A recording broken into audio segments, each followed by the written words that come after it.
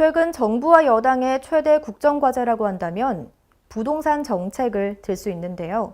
다주택자의 보유세를 높여 1가구 1주택을 실현하겠다는 정부의 의지가 강력합니다. 몇 년째 치솟고 있는 부동산 가격을 잡기 위해 여러 대안들이 나오고 있습니다. 그래서 준비했습니다. 오늘의 입법 예고, 열린민주당 김진애 의원이 대표 발의한 종합부동산세법 일부 개정 법률안입니다. 종합부동산세는 고액의 부동산 보유자에 대해 조세 부담의 형평성을 제고하고 부동산의 가격 안정을 도모하기 위해 2005년에 도입됐는데요. 그러나 한국의 부동산 자산 총액 대비 부동산 보유세 부담률은 0.16%로 OECD 평균 0.33%의 절반에도 미치지 못하고 국내 총생산 대비 부동산 보유세 부담률도 0.8%로 OECD 평균 1.1%에 미치지 못하는 실정이라고 합니다. 이에 김진애 의원은 주택분 종합부동산세의 과세 표준 구간을 현행 6단계에서 7단계로 세분화하는 한편 과세 표준 구간별 세율을 인상해 조세 형평성을 높이고 주택시장을 안정시키고자 법안을 발의했습니다.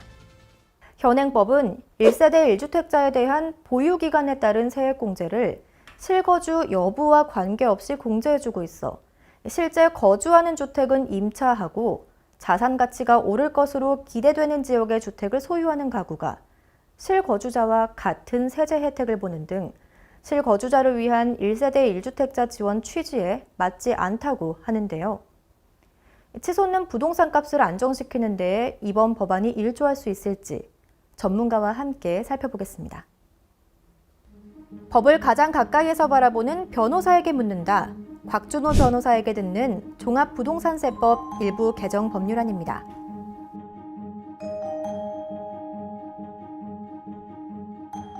이번 개정안의 포인트는 크게 세 가지 점입니다. 첫 번째는 과세 표준 구간 자체를 좀 더 세분화하고 그리고 구간별로 금액을 인상을 하였습니다. 두 번째로는 공제기간, 즉 공제받을 수 있는 기간을 계산하는 것을 종래에는 단순한 보유기간으로 하였는데 이번에는 실제 거주기간으로 하여서 그 점을 바꾼 것입니다.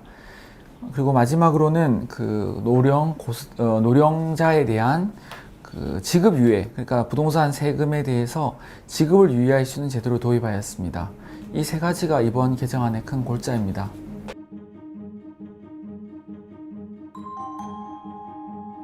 예전에는 12억 초과 50억 이하로 하나의 급관에 전부 다 포함을 시켜가지고 12억 초과 50억 이하의 아파트나 주택의 경우에 있어서는 960만 원에 12억을 초과하는 금액에 1000분의 14만큼의 세액을 부과하였습니다.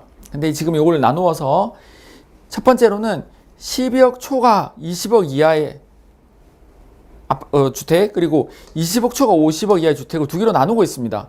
여기 하나야로 구분됐던 것을 지금 이렇게 두 개로 나누어서 이렇게 하나로 두 개로 나누고 있는데, 그러면 나눈 취지대로 작동했을 경우를 살펴본다면은 이것은 실제적으로 최근 서울 아파트들이 가격이 많이 상승했기 때문에 12억을 넘어가는 중위 가격이 이미 상승한 거에 따라서 12억을 넘어가는 그 아파트들에 대해서 집중적으로 세금을 조금 더 인상하기 위한 부분이 있지 않나 싶습니다. 실질적으로 가장 많은 영향을 받을 수 있는 사람은 예전에는 하나로 퉁쳐서 같이 갈 수 있었던, 근데 이제는 그게 분리되는 급간, 즉 이 급간이 될 것입니다. 20억 초과 50억 이하의 급간, 이 급간에 속해 있는 사람들한테 12억 초과 50억 이하를 하나의 급간으로 묶을 수 있을 만큼 큰 차이가 없었다. 쉽게 말해서 12억을 넘는 아파트들, 그리고 20억을 넘는 아파트들이 굳이 구분할 만큼 숫자 자체가 많지 않았다는 것을 유추해 볼 수 있습니다. 20억 초과 50억 이하에 속하는 아파트들이 많이 생겼다는 것을 역설적으로 유추할 수 있고, 이게 현실이기도 합니다. 현실에 반영한 것이죠. 그래서 이 법의 타겟은 20억 초과 50억 이하의 아파트를 또는 주택을 소유한 사람들에게 세금을 차별화하여 좀 더 부과하겠다는 것이 핵심입니다.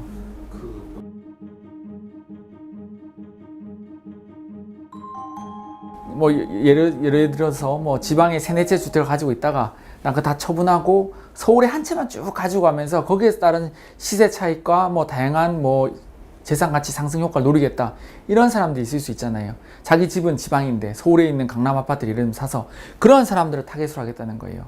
너가 아무리 지방에 있는 집을 다 처분하고 서울에 집을 한 채만 가지고 있다 하더라도 너가 그 집에 살지 않으면 세액을 공제를 안 해주겠다. 아무리 오랫동안 가지고 있다 하더라도 너가 살아야지만 그 기간 동안만큼만 세액을 빼주겠다는 거죠.